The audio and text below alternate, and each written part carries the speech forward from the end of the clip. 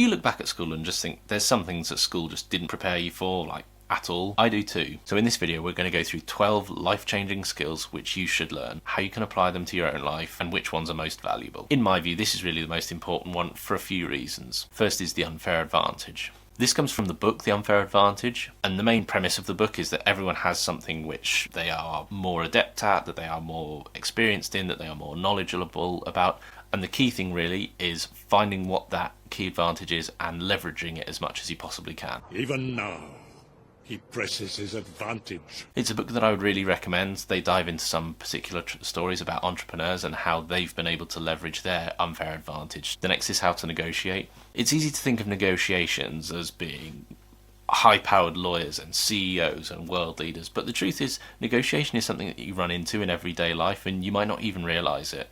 How was it negotiating? And it's not necessarily the same as haggling, but you should be haggling too. And it's something that in Chris Voss's book, Never Split the Difference, again, another book that I would recommend. When it comes to negotiating, and some from the book, some of the basics are 10 minutes of FaceTime is worth 100 emails. Make the person who you're negotiating with feel like your partner rather than your adversary. Seeking mutual gain to negotiation is generally going to be a shortcut to success. And ultimately, great negotiation finds win-win outcomes. Conflict resolution. Now, much like negotiation, we sort of envisage conflict resolution as being the kind of thing the UN does. But the truth is, conflict is everywhere in everyday lives. The way it's kind of portrayed on TV and that sort of thing is that conflict resolution only comes when you beat the other person.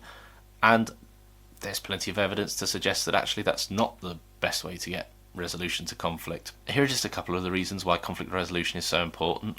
Firstly, poorly handled conflict can just have some annoying consequences that can come back to bite you in the arse later. Second, it teaches you to separate the conflict from the people involved in the conflict. Resolution can kind of spark innovations. At school you're taught that conflict is bad, but there are occasionally situations where you need to get your sharp elbows out in order to get what you want. Come together to ultimately get the best possible outcome. Dealing with failure and learning from it. This is one of the most important ones for me, really. Creating fortitude and durability in the face of setbacks is ultimately how endless entrepreneurs find their success ultimately, even if it's later on in life. And I think schooling generally does a real disservice here. A good example is, you take a test and you might fail the test and it's seen as, bad outcome, bad, negative, shouldn't be done, should be avoided at all costs. But actually some of the key moments in your career may come from failures. You try and do something one way, you try and do it another way, but then the third time is when you really strike gold. So I think there are three key things to remember really. Failure is part of the learning process. Failure can't be avoided, so stop trying to avoid it, and don't give up on the first hurdle. Managing expectations. This again is another kind of important one for me. Just want to manage expectations. The most basic guidance I was given ultimately when it comes to managing expectations is, let me get this right way around. Under promise, over deliver. You set the bar here and you achieve here. Ideal outcome for you. But one of the things I certainly found earlier in my career, and this is something that really helped me, is the inclination early on in your career is to be the go-to person, is to be the person who gets stuff done. So learning how to communicate and how to manage people's expectations is going to be a key skill. How to communicate, and more importantly, how to convey ideas. We've all had this situation. You see the solution to the world's problems, and as far as you're concerned, why wouldn't anyone else see it? Why hasn't anyone else seen it? But you need to convince other people about how good your idea is. So this for me is why learning how to present ideas can be really critical. It might be through a story, it might be through a flowchart, it might be through a whole plethora of possible opportunities. So understanding what some of those opportunities look like, how you convey technical ideas versus creative ideas is just such an important skill set to have. So here are 3 tips for how to communicate and convey ideas more effectively. The first is, people don't want facts, they want stories.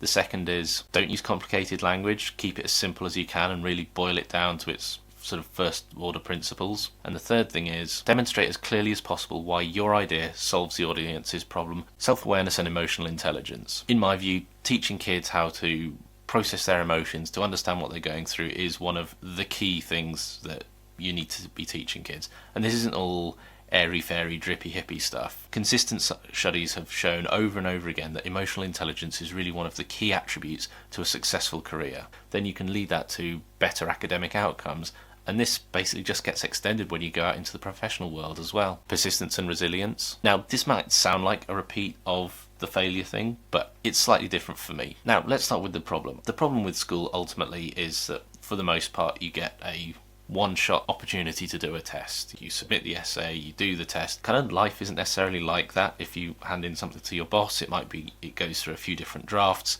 and so it's a case of really having the resilience to constantly be revisiting a topic. Having that resilience beforehand is the prerequisite to how you're going to deal with the failure, and so I would delineate the two. Working smarter, not harder. Now, I think it's fair to say that most kids will do everything they can to work smarter, not harder. I mean, who can blame them? If they were all management consultants, they'd call it finding business efficiencies, or they'd call it cost synergies, or some other such jargon-filled nonsense. The problem is ultimately teaching kids the difference between working smarter and cutting corners, because those are not the same thing. Because working smarter is ultimately about taking the same amount of effort but using it to create increased output. Sales. In my view, sales is just such an important skill. There are plenty of opportunities or plenty of careers which focus solely around selling. Sell me this pen. Ultimately, when you're in an interview for a job, you're trying to sell yourself, you're trying to sell your skills, and again, finding yourself in a situation where you don't have those skills can really leave you on the back foot. So here are some key tips to improving your sales skills. The simplest tip is that selling is about listening as well as talking. The second tip is it's not easy to sell something that you don't believe in. The third tip is selling is about transparency. People are really smart and they've got so much data available to them on the internet that they can, some people I think are pretty switched on and they can tell when they're being fleeced. Public speaking. 75% of people suffer from glossophobia, which is the fear of public speaking. And this is again just I'm public speaking. Stop public interrupting me. Ever. And as far as I'm concerned, when it comes to basically grading someone on their public speaking performance, the only thing you really need to be focusing on is, did that person effectively communicate their point to a wide audience? That's it. Everything else is kind of by the by. The value of timing. I have no doubt that there have been plenty of smart people who had fantastic ideas, who had all the business acumen in the world, but they were just born in the wrong century, or they launched their business at the wrong time. The moment in which something happens can have a significant effect on the outcome of that thing happening, or how that thing pans out. Take the iPod as a prime example. Digital music was just coming into its own. MP3 players had kind of just taken off. The Walkman was on the way down. They launched the iPod. Boom. It's a case of good timing. Principles that you can use to improve your timing. The first is being observant, understanding and looking around at what's going on around you in the marketplace you're trying to sell in is going to be a key skill. Second is being patient. 3 is being adaptable. And the 4th is willing to take risks. The key thing is identifying when the time is right and striking at that time. There isn't one way to do everything. In my view, this is really the most important one for a few reasons. School teaches rigidity and inflexibility. Be at this place at this certain time, read this chapter from this book. It's not just, here's the goal, find your way to get to that goal. Learn all about osmosis or something, photosynthesis. It's read this chapter of this book and by the end hopefully you will understand what photosynthesis is. And I think this is really where school does a disservice to people, because it teaches kids that there's a right way to do things and a wrong way to do things, and the truth is there could be a million different ways to do something. In this video we've covered life-changing skills that they never taught you at school. This is actually our 3rd video in the series about what they didn't teach you at school. First and second one, links are in the description. If you really want to improve your understanding, we have a video, finance lessons that they didn't teach you in school. Link is just here. Make sure you click on that to really solidify your understanding on this. Thanks very much for watching. This is another episode from Modern Money Talk, where we talk all things personal finance and personal development related.